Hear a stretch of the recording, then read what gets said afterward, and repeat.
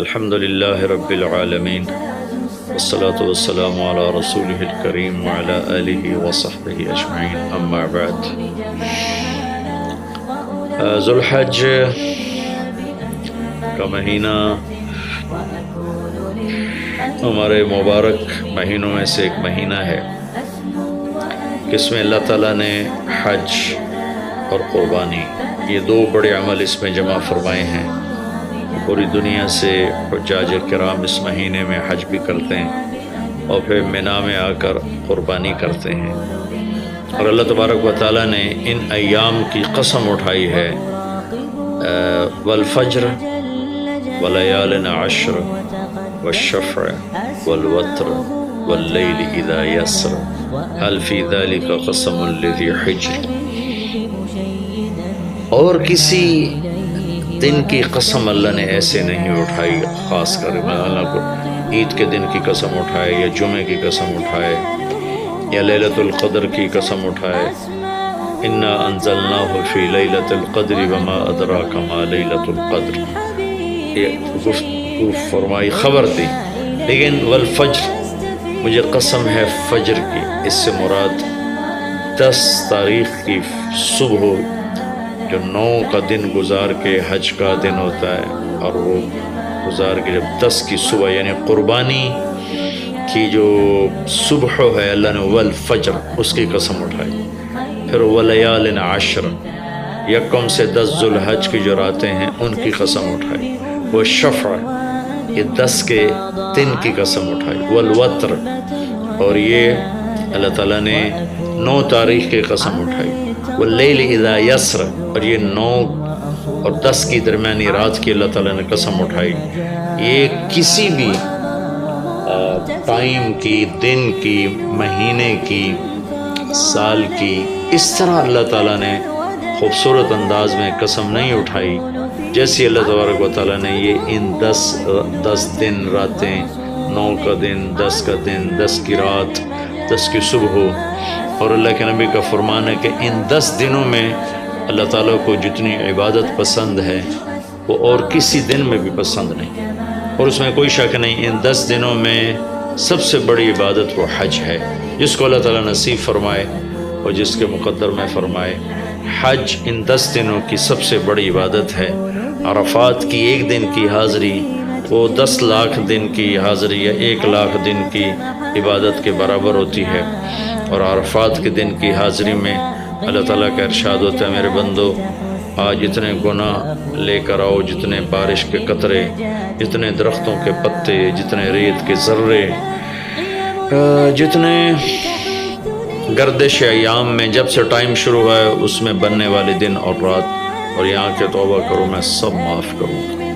اور عرفات کے دن جتنا شیطان ذلیل ہوتا ہے اتنا کسی دن بھی ذلیل نہیں ہوتا، اور میرے محبوب صلی اللہ علیہ وسلم نے یہ دن حج کا، عرفہ کا زور اثر کٹھی پڑھ کے پھر سارا دن شام تک کوئی 5-6 گھنٹے مسلسل دعا مانگی، اور آپ نے فرمایا کہ اس وقت میرا اللہ میرے صحابہ پہ فخر فرما رہا ہے، اور قربان جاؤں خطاب کے بیٹے پر، فرمایا، اور عمر بن خطاب پہ اس وقت میرا اللہ خاص طور پہ خوش ہو رہا ہے، اور خاص طور پہ عمر بن خطاب پہ اللہ تعالیٰ فخر فرما رہا ہے۔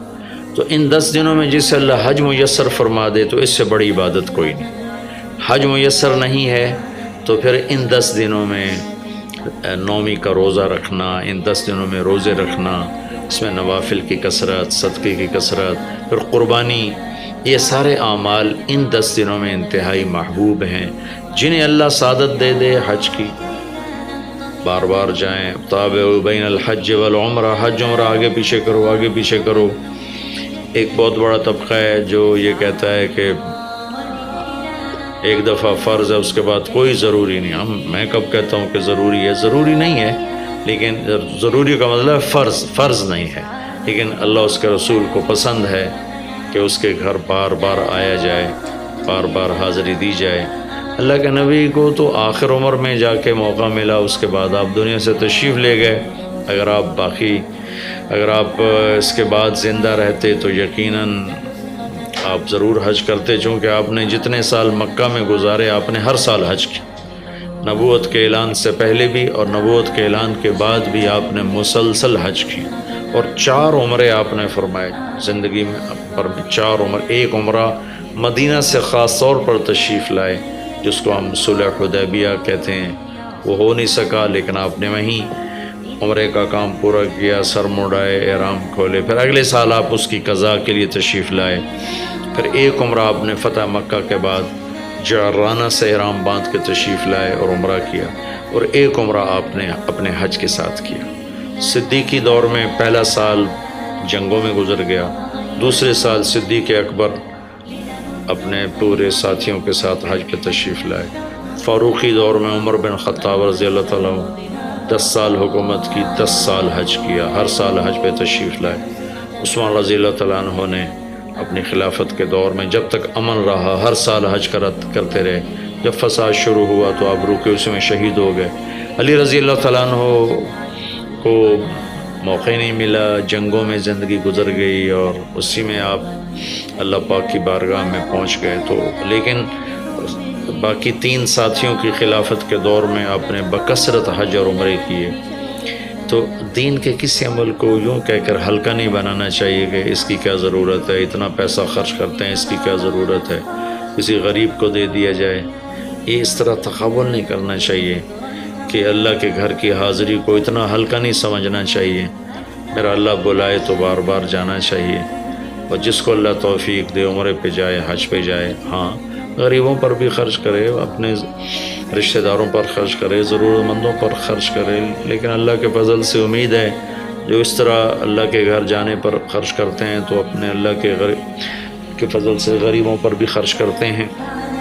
اس کو آپس میں یوں اس کا مقابلہ نہیں کرنا چاہیے، یہ چیز اللہ کو پسند نہیں ہے۔